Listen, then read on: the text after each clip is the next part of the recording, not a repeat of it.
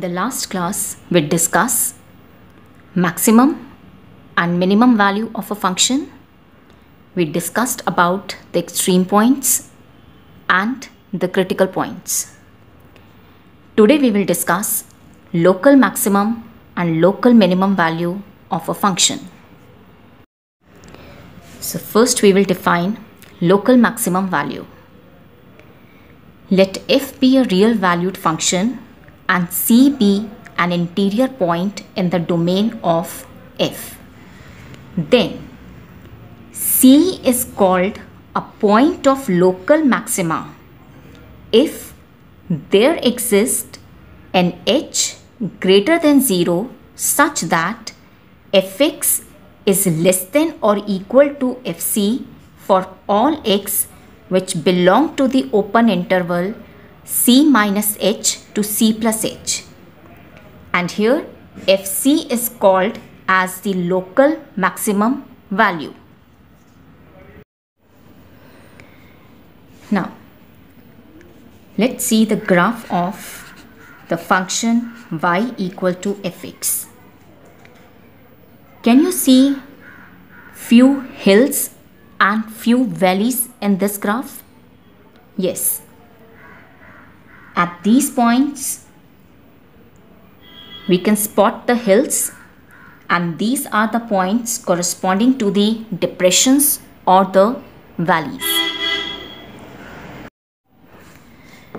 As we were talking about local maximum value, now as the name suggests, local maximum value, that means it is the maximum value of the function in a particular interval. That means it is not the highest value of the function in the entire domain, but the maximum value which the function attains in a particular interval is called as the local maximum value of the function.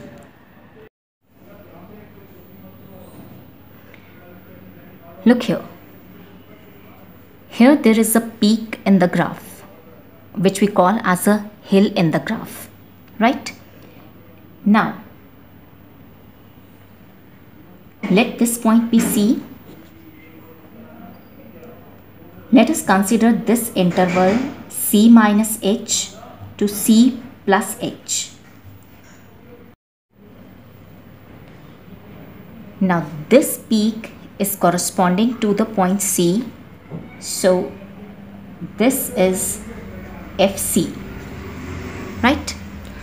Now if I take any x which belong to this open interval c minus h to c plus h, that is in this part, if I take any x, then do you agree at all those x the value of the function will be less than or equal to fc? That means this is the maximum value attained by the function in this interval. So here this is called as the local maximum value. That is fc is called as the local maximum value, and this is called as the point of local maxima, right? Because it is the maximum value which the functions attains in this interval, that is from c minus h to c plus h. And you can see that it is not the highest value of the function in the entire domain, because here is a peak value which is higher than this. So this cannot be the highest value of the function. It is the maximum value of the function in this interval. That's why we call this as a local maximum value. It is the local maximum value in the sense that in this interval, this is the maximum value which this function attains, right? Now similarly, here is another peak. Let this be corresponding to the point D. Now if I take the close neighborhood of this point, that is the interval D minus H to D plus H. Now if I take any x in this part, that is in this interval, then D minus H to D plus H, then Fx will be less than equal to Fd. Value of the function at any x which belong to this interval will be less than or equal to the value of the function at this point, that is Ft. So here D is called the point of local maxima and Fd is the local maximum value. Yes, let us consider the graph of the function y equal to fx. Now you can see few valleys here. So this is the valley, and let this valley be corresponding to the point C, and this be the value of the function at this point, and it is fc, right? Now if I consider an open interval C minus H to C plus H,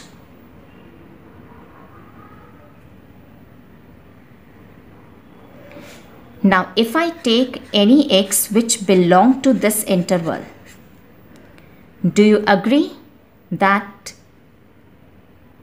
value of the function at the point x will be greater than or equal to fc? If I take any point in this part, yes, this is the portion of the graph. So you can see value of the function is higher than this, right? And similarly, if I take any point here, then portion of the graph is this, and yes, value is higher than this. So if I talk of this interval, then this is the minimum value. So this fc is called as the local minimum value, and C is called as the point of local minima. And yes, note that I am saying it is the point of local minimum value. It is not the minimum value or the least value of the function. Local minimum value means in this interval it is the minimum value which this function attains. That means at all the points in this interval, the value of the function is greater than or equal to fc, right? So here fc is the local minimum value and C is the point of local minima. Now let's see the graph of the function y equal to fx. Now here there is a hill, so the C will be a point of local maxima. Point of local maxima. And there is a valley at this point, so D will be a point of local minima, right? Now if I try to draw tangent at this point, here also the tangent is parallel to x-axis, and here also the tangent will be parallel to x-axis. So tangent is parallel to x-axis. Therefore slope of the tangent is 0. So at this point the slope of the tangent is given by derivative of the function at that point, that is f dash c. So f dash c should be equal to 0, and here also the slope of the tangent will be given by the derivative of the function at that point. So f dash d will be equal to 0. So here we have seen that at the point of local maxima or minima. In these cases, the slope of the tangent is 0.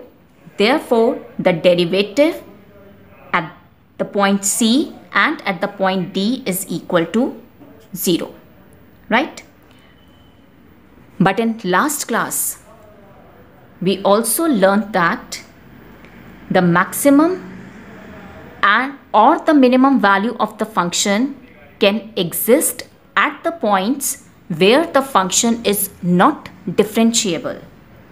For example, fx equal to mod x has minimum value at x equal to 0, but f dash 0 does not exist. That means maximum or minimum value of a function occur at the points where derivative is equal to 0 or the function is not differentiable. So therefore, we have a result. Let f be a function defined on an open interval I. Suppose C belongs to I be any point. If f has a local maxima or local minima at C, then either f dash C will be equal to 0 or f is not a differentiable at C. That means if C is a point of local maxima or minima, then either function will not be differentiable at C, or if it is differentiable, then its derivative must vanish at that point. So that means if for a function I have to find the points of its local maxima or minima, then I will find out the critical points of the function. That is, I'll find out the points at which either function is not differentiable or the points at which the derivative of the function is equal to 0. Yes, let's take the first derivative test. Let f be a function defined on an open interval I. Let f be a continuous at a critical point C. Yes, C is a critical point. That means at C, either the derivative of the function is 0 or the derivative of the function will not exist, and function is continuous at this critical point C. Now the first derivative test says, if f dash x, that is the derivative, if derivative changes its sign from positive to negative as x crosses C or x increases through C, then C is a point of local maxima. Look here, try to understand this.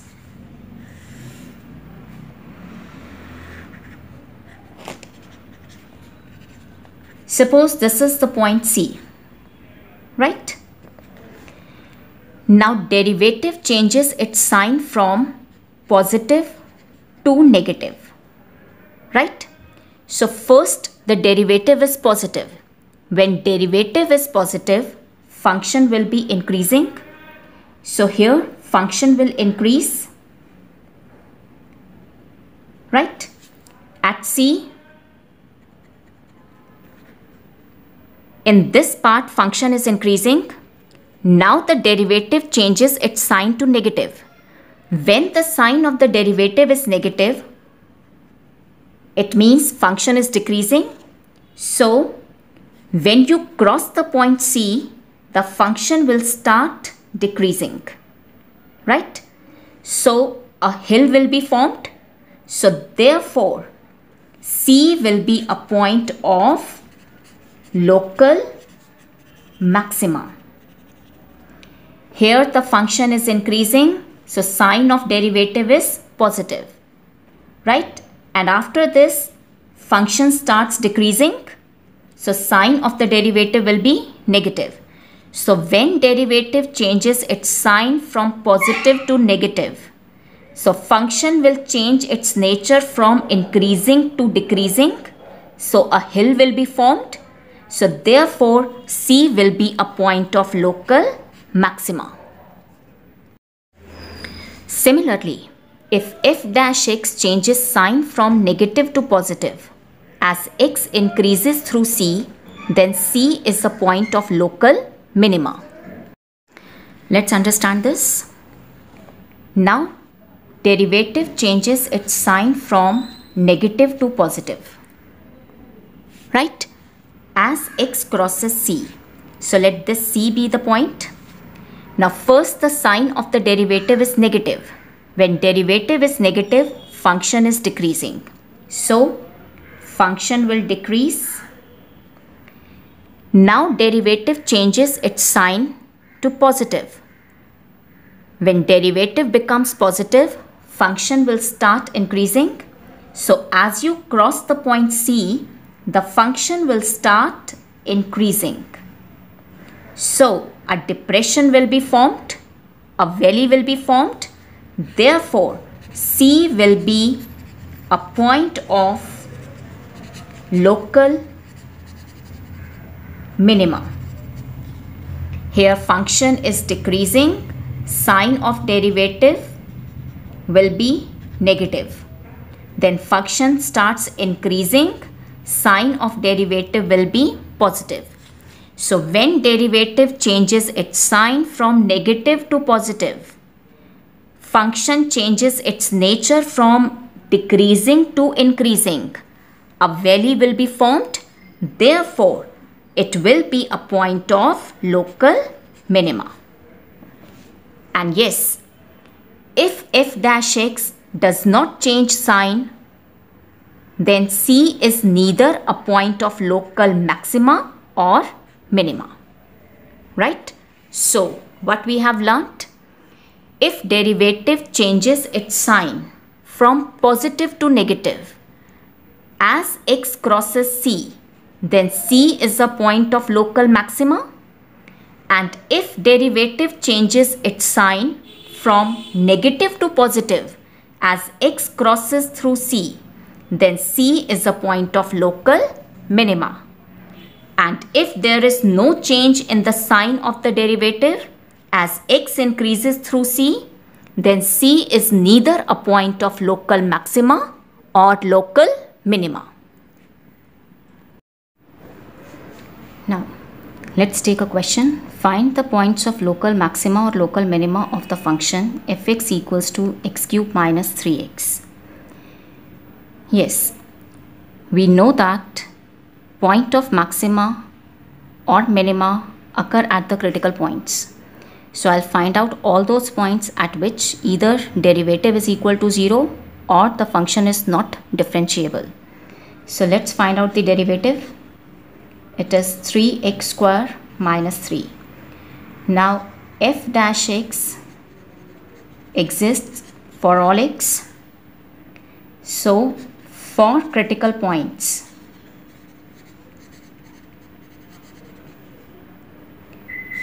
put f dash x equals to 0. 3x square minus 3 will be 0. So I'll get x square minus 1 as 0. So x minus 1 into x plus 1 is 0. So this implies x is 1, x is minus 1.